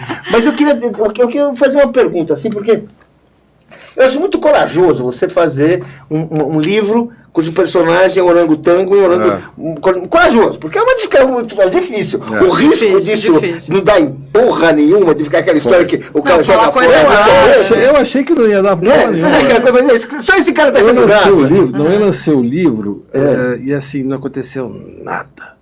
Aí lancei na segunda semana, não aconteceu nada. E eu fiquei, caramba, realmente isso é um livro que é uma besteira, por que eu vou fazer isso? Que ideia é essa? Que ideia idiota foi essa? De onde você estava com a cabeça, não sei o quê. Porque a editora tinha me pedido um livro de amor. Aí eu caramba, terceira semana, nada. Eu falei, aí eu aproveitei as minhas redes sociais, que eu mesmo comecei a me divulgar, né? Na quarta semana me liga o divulgador assim, falou, olha, o Globo, Estadão, Folha, quer entrevista, tal dia, Correio Brasiliense, tal dia. Não sei o que, na semana seguinte, não sei o que, televisão. Falei, caramba, e de repente o negócio virou uma. E sabe o que é engraçado? Você lê o livro. Os jornalistas que têm me entrevistado. Não leem, né? Eles têm lido esse livro, e é raro isso, entendeu? É raro. É muito engraçado, porque as pessoas, inclusive jornalistas que começaram a me entrevistar sem ter lido o livro, e depois acabaram lendo, entendeu? Eu acho que então assim, é um livro que está causando uma certa porque tem uma crítica muito atual, né? O orangotango é um homem é um animal político. Animal político, literalmente. Exatamente. Né? Mas aí, e tem assim... os 200 anos de Marx também. Exatamente, que você falou que não foi proposital, né?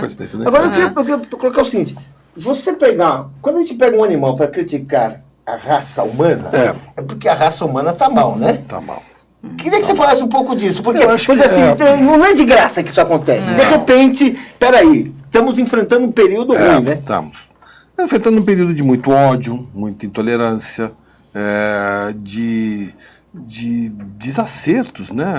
Antigamente havia pactos, né? Se você pensa até o estado de bem-estar social, que era um pacto entre os sindicatos, as centrais sindicais e as elites europeias, que transformaram os países europeus em social-democratas, socialistas, os países nórdicos, em que todo mundo tem direitos, educação, saúde. Com certeza. Esse pacto também está sendo rompido atualmente, né? Se você vai para a Inglaterra hoje, já não é mais o que era anos atrás, assim como na França, assim como na Alemanha, quer dizer, inclusive a crise de orçamento das nações, a culpa tem sido por conta do pacto, né? Quer dizer, então a Previdência virou a vilã, o salário alto, o salário de desemprego, está se transformando a Europa no pior dos Estados Unidos, né? Que é aquela sociedade individualista, em que você é o dono do seu nariz, né? E eu acho que a gente está perdido mesmo. A humanidade está vivendo um processo de retrocesso político muito grande. Você vê os movimentos de xenofobia. Agora, na Itália, a nossa Itália. É a nossa Itália. A nossa Itália, o acordo entre os 5 estrelas e a Liga. Quer dizer, a Itália está sendo governada por fascistas agora. É uma coisa assim inimaginável você pôr no século XXI, né, ano 2020, o Berlusconi tá perdoado, né? Acabou virando uma grande personagem da política italiana, é o menos ruim, né? Voltou a fazer alianças e permitiu. Eu achei engraçado o título, porque eu li umas 5 vezes esse título. Assim, acreditar. Berlusconi permite aliança de 5 estrelas com Liga. Para quem não conhece as eleições italianas, existem 4 grandes frentes. O PD, que é o Partido Democrata, que é o Partido Comunista, depois da queda da União Soviética, virou o PD, e que estava no poder até o ano passado. O do Berlusconi, como é que é o nome do partido do Berlusconi? Não é Liga Itália, né? Não, Força Itália. O Berlusconi, que é uma espécie de um MDB, que vai para onde vai. Aí tem os 5 estrelas, que seria equivalente ao quê? Tiririca, né? Um partido com Tiririca. O Tiririca exatamente. É um partido que não propõe nada, apenas a destruição de todas as estruturas. E a extrema-direita, o Bolsonaro deles lá, que é contra a imigração e tal. O que aconteceu na Itália? A Liga se juntou aos 5 estrelas, esses 2 partidos indefiníveis e novos da política italiana, tirando Liga, que é um partido de origem fascista. E assim, o Berlusconi deu aval para eles se unirem. Eu falei, o que o Berlusconi tem a ver com isso? E por que ele só... Que autoridade de um terceiro partido. Porque havia uma aliança entre os 5 estrelas e o Berlusconi. Então, assim, eu imagino a esquerda italiana vendo aquilo, meu Deus, onde viemos parar? Quer dizer, então, assim, aí tem na França, você vê o Macron, que é um cara assim razoável, mas também é outro PMDBista ali, né? E por outro lado, a Le Pen subindo nas pesquisas, né? Você vê o Trump nos Estados Unidos, né? Loucura. Quer dizer, então acho que o mundo está vivendo uma crise de... E aí vamos falar assim, já que você está falando disso aí, vamos falar do Brasil, porque também não estamos escapando, né? Como é que está isso aí? Com esse presidente que a gente tem, com esse segundo colocado nas pesquisas, que é o Bolsonaro, né? Como é que você está vendo o Brasil? Você esperava ver isso? Não esperava ver. O que você jamais imaginei, ainda mais eu e a minha família imaginamos jamais ouvir frases como a ditadura não existiu, Ou volta à ditadura. Né? Ou volta à ditadura, ou então a intervenção militar, pela intervenção militar. E pior, homenagear torturadores. Exatamente. Quer dizer, quando o... A gente não só não pune, a gente homenageia. Homenageia. Então, E o cara tá lá, né? E o cara tá lá. Quando o Bolsonaro, no dia do impeachment, ele dedica o seu voto ao brilhante Ustra, o brilhante Ustra... Você deve conhecer melhor do que eu até. O Brilhante Ustra era um assassino, é um sádico. Torturava uma criança, mãe. Ele não tinha conversa. Vários amigos nossos apanharam na mão do Brilhante Ustra, assim como meu pai apanhou na mão do Bourdieu e de outros bandidos lá do Rio de Janeiro. O Perdigão, o Belhan, vários outros bandidos do Exército Brasileiro. Aliás, como provou agora a CIA, amando de cima para baixo. Né? Quer dizer, que no Palácio Planalto, que dava ordens que é para executar mesmo os inimigos. Então, assim, cara, como é que isso pode acontecer no Brasil hoje? É como na Alemanha, 20, 25 anos depois do nazismo, ter gente defendendo Mengele, o Goebbels, entendeu? Assim, é uma coisa inimaginável. E pior, esse cara pode ir ao segundo turno de uma eleição democrática. E pior, você lê as pessoas elogiando ele de um jeito assim completamente ignorante, de não conhecer a história, e associa associações mais estapafúrdias em relação ao que foi a ditadura. E pior, você vê os militares no Twitter, né, elogiando comportamento. E ganhando destaque na mídia. E ganhando destaque na mídia, quer dizer, então realmente é inimaginável pensar que esse movimento, todo esse clima voltou num Estado democrático. É culpa de quem? É culpa nossa. É culpa nossa. Eu acho que a gente também... Né? Fala aí, gostei. Vamos falar. É culpa nossa. Eu acho que a esquerda errou. Nossa, porque eu sou da esquerda, ele também é. Nossa esquerda, né? Eu também é. A esquerda errou muito. A gente foi prepotente de não levar para as escolas um ensino adequado em relação ao que foi a ditadura, o que é o futuro, o que é o passado, o que é a democracia. Não se ensinou isso nas escolas. As pessoas não sabem o que aconteceu. E você fala que foi prepotência por quê? Porque a gente achou que todo mundo sabia, você achou que não precisa... Que não precisava. Não, um pouco porque todo mundo sabia, e não sei se você lembra muito bem, existiu também um pacto aí secreto do governo Sarney, do governo Fernando Henrique, até do Lula, em relação aos militares, um certo respeito. Quer dizer, ninguém teve coragem de comprar essa briga, de punir, entendeu? De abrir os arquivos do Exército, os arquivos da tortura. Quer dizer, sempre se dizia que era um caso superado, sempre se dizia que esse período autoritário já tinha sido acabado, até que um dia o general Mourão fez aquele discurso e falou, opa! E daí viu que não era o general Mourão, né? Viu o tamanho, e né? os jovens de hoje que defendem o Bolsonaro não fazem ideia dessa época. Não tem, aí tem aquele discurso de que a ditadura foi ótima, as pessoas não imaginam, a gente viveu na ditadura, não sabe o que foi aquilo, foi um horror aquilo, a gente não podia fazer festa, não podia ter festinha. Eu lembro de ter festinha que a gente tinha que, sabe, fazer em silêncio, porque não podia ter mais encontro entre pessoas, não podia ter. Eu lembro de livros que a gente tinha que ler e queimar, que eram censurados. Se a gente fosse pego com aqueles livros, e sabe, a gente podia ser preso a qualquer hora, tendo um amigo nosso preso. Eu tive vários professores meus presos, professor meu que foi preso na escola, no Santa Cruz, onde estudava, que era daquela leva do PCB, que foi preso em 1975. Já no período Geisel, quando o Planalto comandava, dizia quem pode morrer e quem não pode. Sabemos hoje, graças à CIA. Como é que você vê essa divulgação do documento? É uma divulgação incrível, porque, aliás, esse documento foi divulgado e ninguém estava dando importância pelo Spectre. Eu falei, peraí, eu lembro que até nem eu mesmo tinha dado importância. Eu passei por ele, aí continuei no Twitter, claro, né? Aí passei por ele, continuei. Aí de novo uma pessoa, eu não segui o Spectre, de novo uma pessoa tinha compartilhado, acho que foi a Mônica Waldvogel, tinha compartilhado dizendo assim, nacionalistas. Para quem acompanha o Twitter, sabe que tirando uma onda da Manuela, do candidato do PCdoB, que dizia que os militares eram nacionalistas, ao menos, né? Aí eu falei, peraí, que documento é esse? Aí eu fui ler. Quando eu li, que eu falei, caraca, mano, olha isso.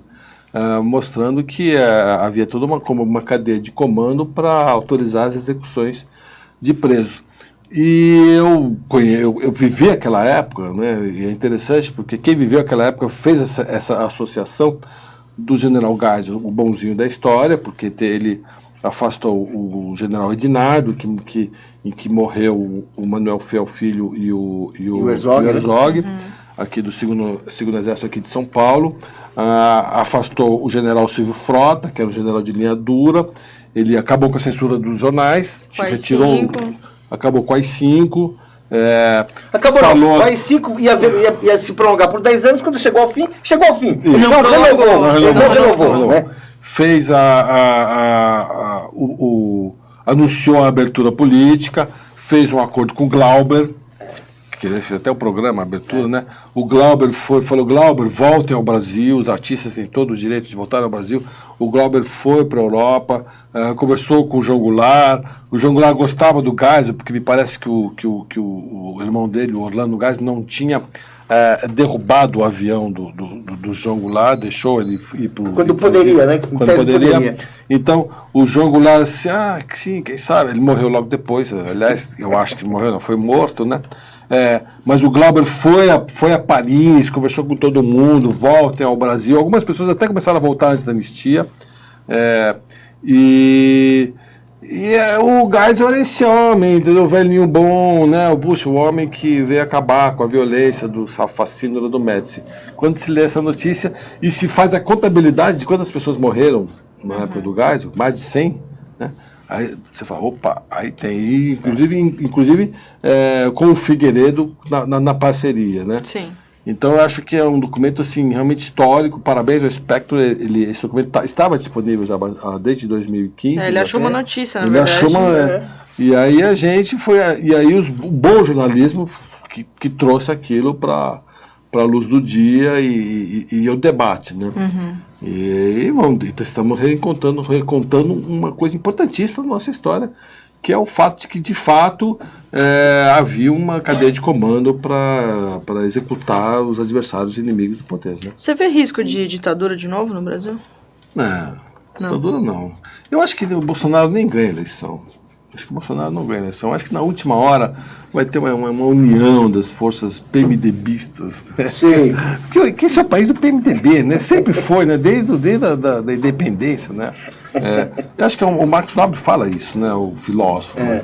É o país do centrão, né? Eu acho que o pessoal que mora... Eu sei que no sul o Bolsonaro tem muita penetração, mas o pessoal do interior de São Paulo, assim, aqueles pessoal do movimento mais conservadores, né, de Minas Gerais.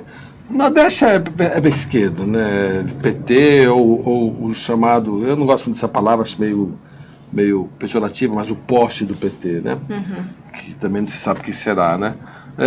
O Norte também, Nordeste, Bolsonaro não tem penetração nenhuma. Na periferia de São Paulo também não tem muita não, porque o Bolsonaro me parece que é um fenômeno da classe média alta, né, classe média alta, né. Por incrível que pareça. Por incrível que pareça, né? Mas faz sentido, porque é quem perdeu os privilégios, né?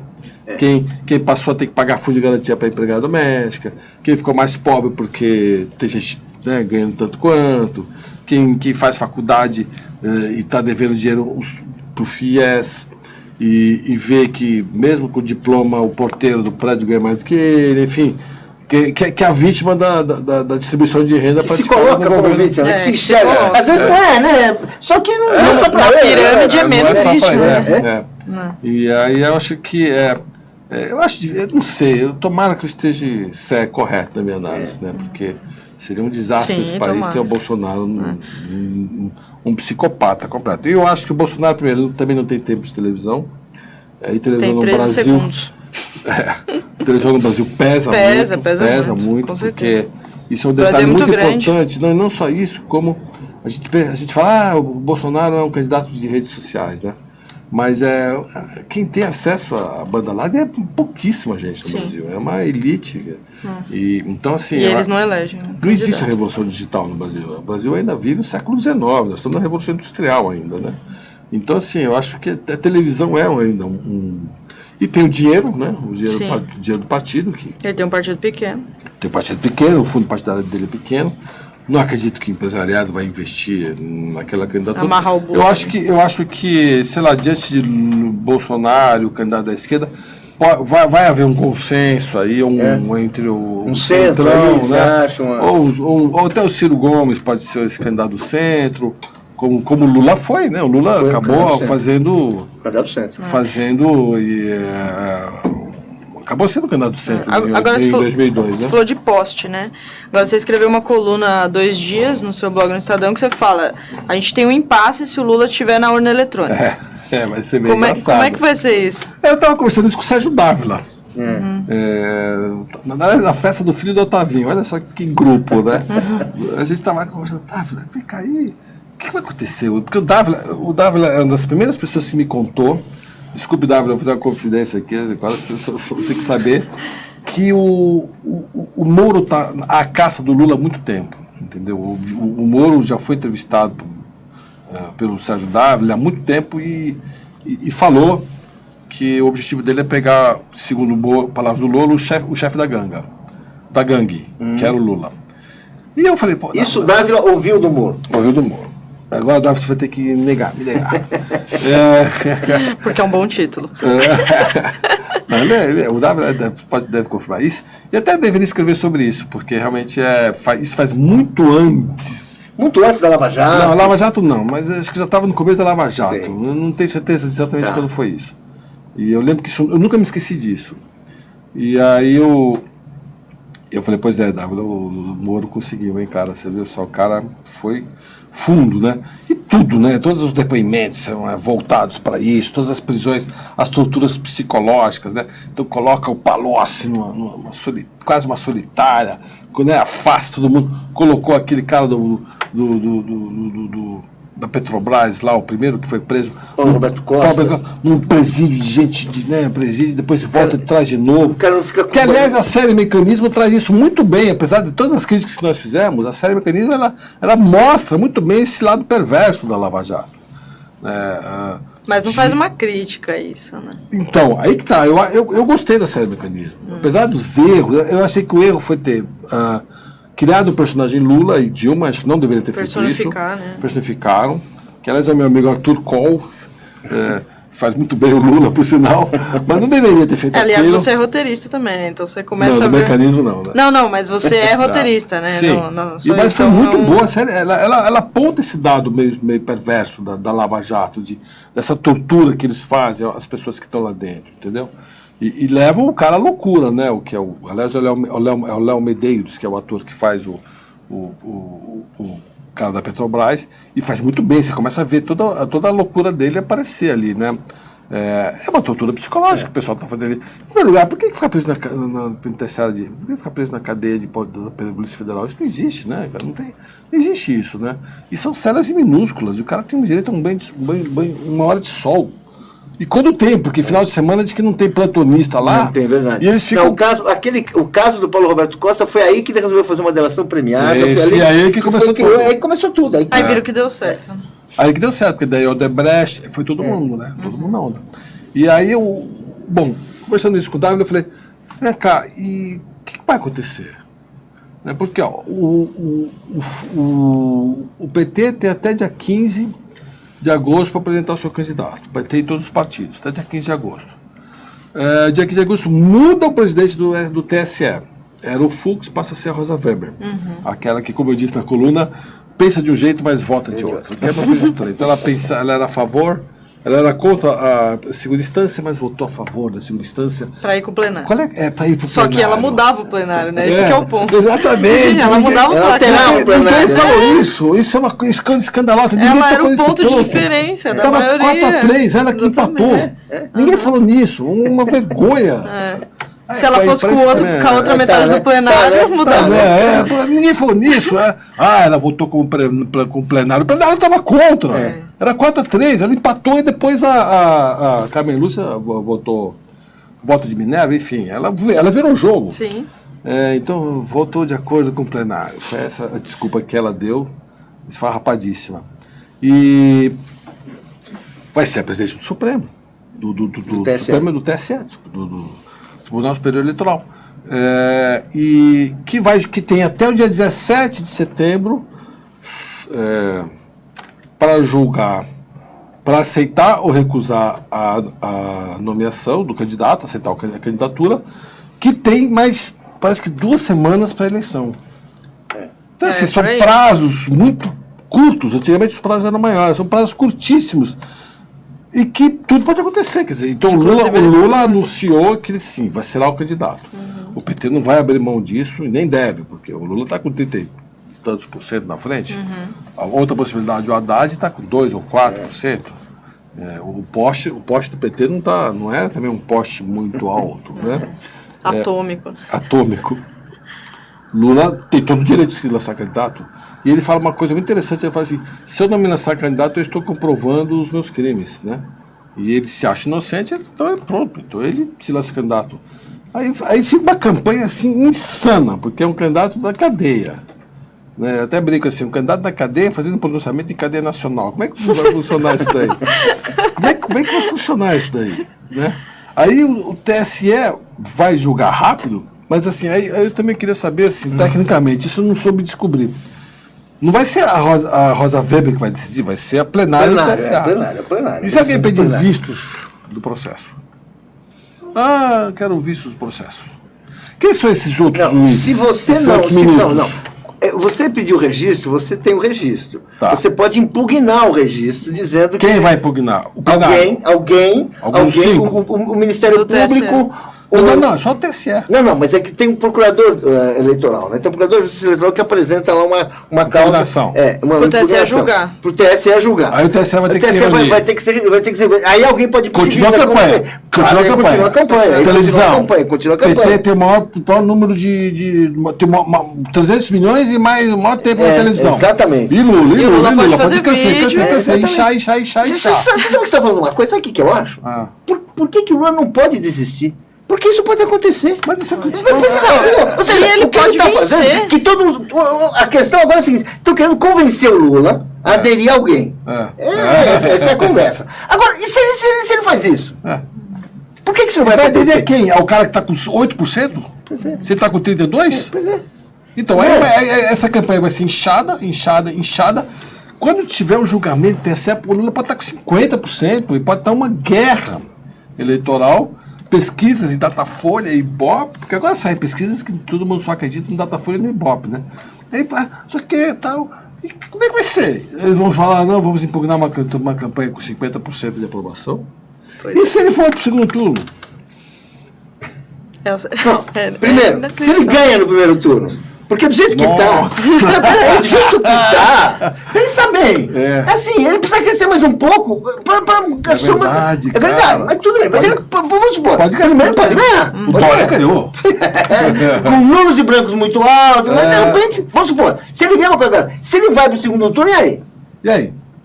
Porque no segundo turno... Aí você vai caçar e o outro é o Bolsonaro. Você vai caçar o Lula? E aí? E porque assim, aí se você caça o Lula, os votos dele ficam nulos. Então só dá Bolsonaro. Então assim, o Brasil vai ver um impasse. Foi o que eu escrevi, o Brasil vai ver um impasse bizarro. Né? Você monta a palavra, qual a palavra que eu usei? Impasse estapafúrdio, sei lá, mas uma coisa assim. Aterrorizante uma situação que nós somos. E podemos ficar sem governo durante anos, o que pode até ser bom também. Como a Itália está sem governo há um ano. A Itália está sem governo há um ano. Italiano, é verdade. Como os Estados Unidos ficou sem governo quando teve o Bush com o Gore, né? Que a eleição da Flórida ficou sub judice. Mas acho que isso pode dar também uma margem para medidas autoritárias, né? Sei lá, o governo Temer dá um golpe para... Impossível. O governo Temer não tem prestígio nenhum. Ele não é... A última pessoa que pode dar um golpe é o governo Temer. Quem? Moreira Franco? O Angorá? Quem? Tem metade do seu ministério é indiciado. Quer dizer, é impossível o governo Temer dar um golpe. Se fosse um governo... Se fosse um Itamar Franco, com o seu ministério, tinha até Erundina, Fernando Henrique, tinha um ministério nobre, tudo bem. O Itamar Franco faria, poderia fazer um, né? Mas o Itamar que não dá, né? O cara foi indiciado 2 vezes pelos... 2 vezes o Supremo... O Temer. Do Temer, 2 vezes o Supremo falou, Congresso, julguem, por favor, que ele está sendo injusto. E naquelas medidas, né, aquela liberação de verbas, o Congresso não sentou, né? É difícil, né? Eu acho que Quem vai dar um general, aquele general que fica na cadeira de rodas lá, coitado, que está com doença degenerativa lá, o Vilas Boas? Sim, Vilas Boas. Qual general? Que fica tweetando. Antigamente tinha o Castelo, que era o herói de guerra, tinha os tenentistas, né? Tinha Floriano Peixoto, outro herói de guerra, o Deodoro da Fonseca. Quem é esse cara? Quem é esse general que tuita? Então eu acho que é muito difícil ter um golpe, muito difícil. Deixa eu ler um comentário aqui do Erli Joaquim de Menezes. Ele diz: só uma amplíssima mobilização e organizações populares garantirão a candidatura e a vitória. Apoiar o Lula é o caminho para a derrota do golpe. Você concorda? Eu não posso concordar com essa pergunta porque eu sou jornalista, entendeu? Então eu não posso declarar meu voto, não posso declarar minhas preferências. Eu acho, inclusive, que eu não devo, né? Eu só faço uma análise do que está acontecendo, assim. Você, por exemplo, eu só esclarecer, então, vocês estão vendo que ele é um cara neutro, inclusive. Continua. E eu pretendo ser assim. Inclusive, eu voto nulo. Desde os anos 90 eu voto nulo. Você vota nulo? Desde os anos 90? Que é para me sentir livre de criticar e elogiar. Por exemplo, eu vou te dar. Muita gente fala que eu sou petista. Eu não sou petista, eu nunca fui petista, na verdade. Eu fui petista, assim, admirador do Lula, como todos nós fomos. Teve aquela grande frente Lula lá de 89. Que inclusive o Ulisses Guimarães, Fernando Henrique Cardoso, o Brizola se uniram para eleger o Lula contra o Collor. Uma frente ampla da nata da política brasileira, porque foi o Collor e o Lula que foram os candidatos para o segundo turno. Acabou ganhando o Collor. Também ali eu fiz campanha também, tal, mas eu nunca fui petista, assim, eu pelo contrário, assim, se você nos 12, 13, 14 anos de governo Lula, Dilma, se você fizer uma coleta dos meus artigos no Estadão, você vai ver que, cara, eu fui bastante crítico. Se fizer um manchetômetro dos seus artigos, vai ser negativo. Eu fui bastante crítico ao BNDES, eu fui bastante crítico à forma como o Lula tratou o correspondente do New York Times, várias coisas, com a Dilma, mas assim, muito, entendeu? Só que eu sou um democrata. E a minha família foi vítima de um golpe. A gente viu um golpe muito parecido. Que graças a Deus, naquela época tinha generais, heróis de guerra, agora não tem ninguém. Né? E tinha o Lacerda também, que acabou sendo caçado pelo próprio golpe. E aliás, o JK parece que também apoiou o golpe em última instância. Apoiou, votou. Tentou levar com o Chaval Tancredo para votar contra o Jango. E aí, antes de você falar do livro, tem um comentário aqui sobre esse livro, que é do Pedro Antônio Cândido. Ele diz: abração Marcelo, Gisele e Paulo. Adorei também o livro Ainda Estou Aqui, muito bom. É nossa história recente, retratando seu drama familiar. Adorei o livro, me lembrei de muitos momentos. Sou de 1961. Fala, Paulo. 61, da nossa geração. Marcelo, eu vou te ler uma coisa, eu queria saber se você vai pensar o que eu pensei quando eu li. Tá. O velho pai tinha 35 anos, seu pai. Queria se justificar para os filhos que na escola podiam ouvir que o pai era comunista. Revelava um otimismo peculiar. Todos ali imaginavam que o golpe não duraria muito. É verdade. Pela lógica e roteiro escrito pelos próprios golpistas, eles devolveriam o poder aos civis em 1966, Sim. numa eleição ganha por um JK ainda não caçado. Sim. Meu pai não imaginava que duraria 21 anos. Sim. E que só 26 anos depois teríamos uma eleição direta. Que o terror seria uma rotina e prática do Estado a partir de 68 com as 5. E que ele estaria sob tortura 6 anos depois, Sim. morrendo. E que seu corpo desapareceria. Emocionante ler. Mas aí é o seguinte, lendo isso, fala assim, será que nós estamos imaginando um golpe leve, como também imaginaram em 64? Não, é diferente. Eu acho diferente. Em primeiro lugar, a igreja apoiava o golpe. Né? A igreja agora não é uma unanimidade, até o contrário. O Papa é até um. O Papa vem Papa de é origem, o Papa é nosso. Assim, a igreja, e era um país essencialmente católico, né? Assim, depois tinha a frota americana preparada para descer ao Rio de Janeiro, né? Tinha até já um navio tanque e tal. Tinha tudo certo. Tudo agendado. Tinha uma direita popular mesmo, que era o Lacerda, né, o Magalhães Pinto, uma direita democrática, né, que estava no poder pelo voto direto. Tinha a baderna é muito parecida. A justificativa do golpe de 64 é igual a de 2014 ou 16, que é a baderna econômica, que é uma inflação, e o comunismo, né? O avanço das forças comunistas. Não existe mais bloco soviético. Então, assim, ali havia o jogo da Guerra Fria, o que não existe mais hoje. Quem fala em avanço comunista é xarope, não tem sentido nenhum. Qual país comunista? Quem é comunista? Nem o PCdoB é comunista, entendeu? O Aldo Rebelo assinou filiação de outro partido agora. Solidariedade. Era o nosso grande líder do maoísta, do PCdoB, né? E agora ele... Então, assim, é uma balela que só engana realmente os ignorantes de história, né? Então, lá havia, de fato, assim, alguma coisa, tinha a teoria do dominó, tinha Cuba, tinha os foquistas, havia, de fato, uma possibilidade do Brasil, entendeu? Claro que, se você conversar com todo mundo que é daquela época, Almino Afonso, eu falei que não havia a menor possibilidade do Brasil se transformar num país comunista, não tinha, nem era do projeto deles, o Jango era um latifundiário, o Brizola era um latifundiário, o meu pai era um playboy, entendeu? Era um Baby Bocaiúva morava em frente ao Leblon, numa cobertura em frente a Delfim Moreira, eram trabalhistas, Darcy Moreira, Darcy Ribeiro, eram trabalhistas que pensavam no bem do Brasil, em distribuir renda, como nós, como eu, como você, entendeu? Não tinha essa... Ninguém ali segurava a bandeira do PC. O que aconteceu é que o Jango ficou isolado. E aí o último recurso dele foi recorrer ao Prestes. Mas se você olhar o ato institucional número 1, que lista os 100 candidatos caçados, só tem um comunista, que é o Luiz Carlos Prestes. O resto tudo é trabalhista, é getulista. Não tem outro comunista. E tem um presidente da Petrobras que tinha uma suspeita de ser comunista.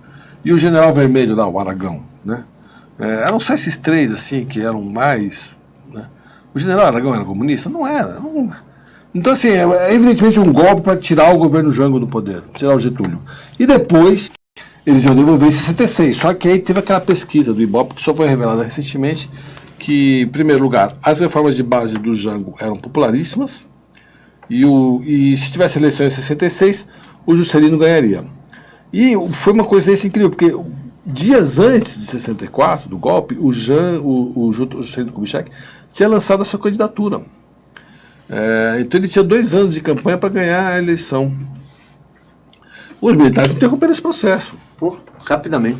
Porque eles tinham uma birra contra o Juscelino, que foi o cara que, de uma certa maneira, ele não era getulista, porque era até de outro partido. O Getúlio era PTB, o Juscelino era da PDS. PSD, Partido Social PSD. Mas eles eram mais aliados.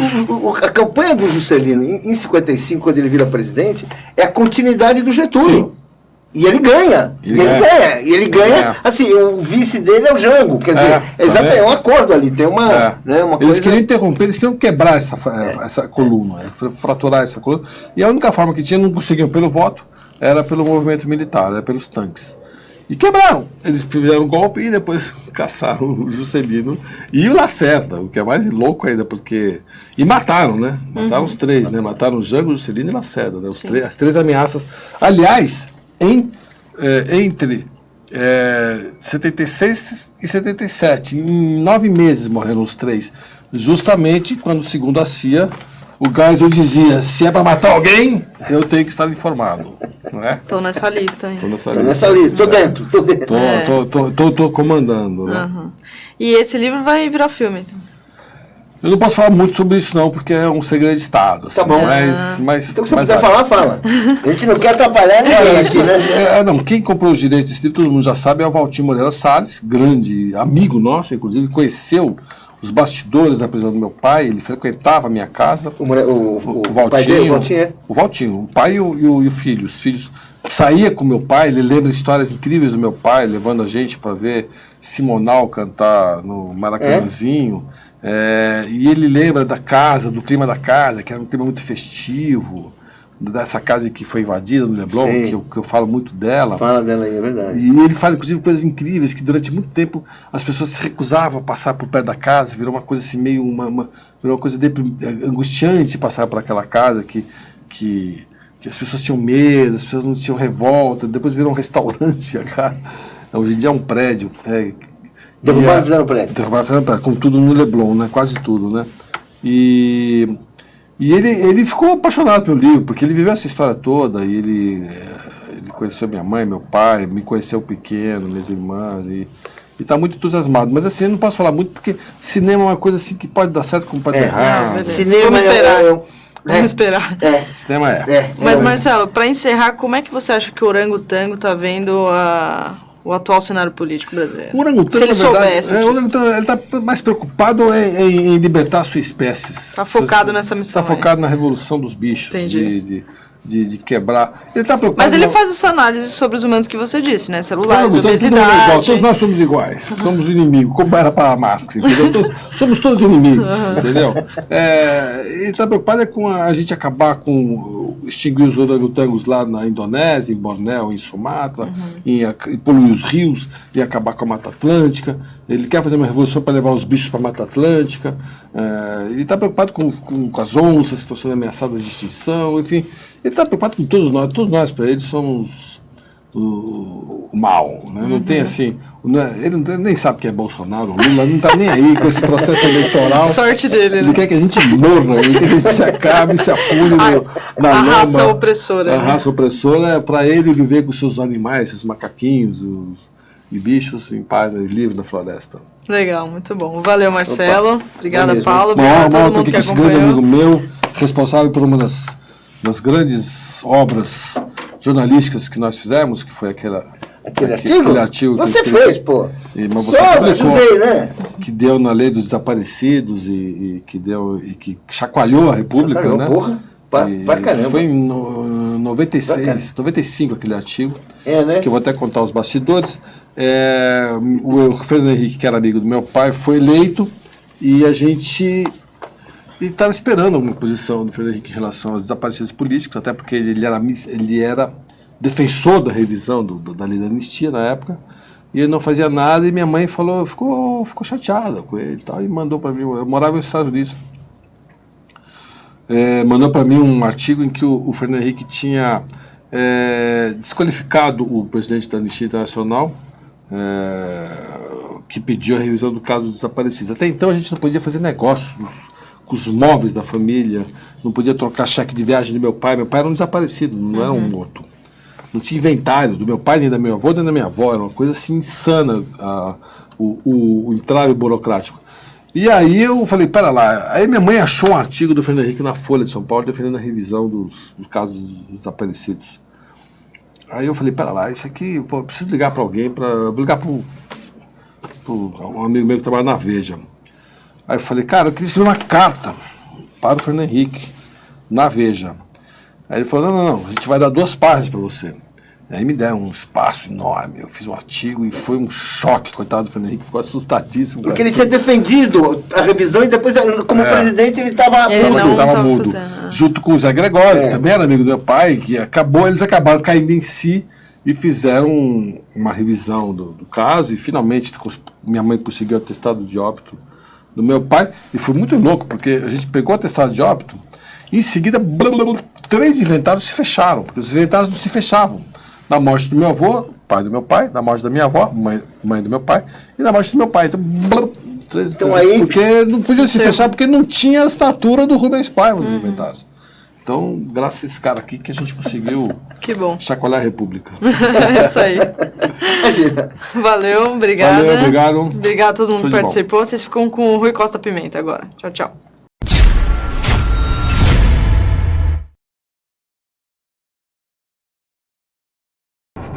Eu sou Paulo Sérgio Pinheiro. Nesse momento grave que a democracia brasileira está enfrentando, é decisivo que nós tenhamos acesso a uma informação livre. O portal Brasil 247 é uma dessas linhas de informação confiável. Então é essencial que toda a sociedade civil possa ajudar e contribuir para que o portal Brasil 247 possa continuar a levar avante a sua missão.